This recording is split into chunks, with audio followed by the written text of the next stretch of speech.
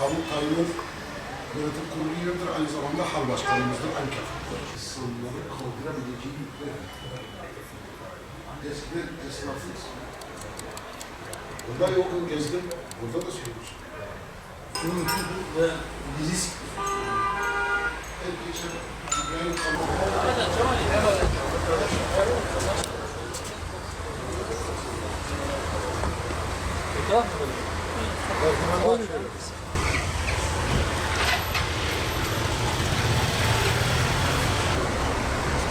Tamam.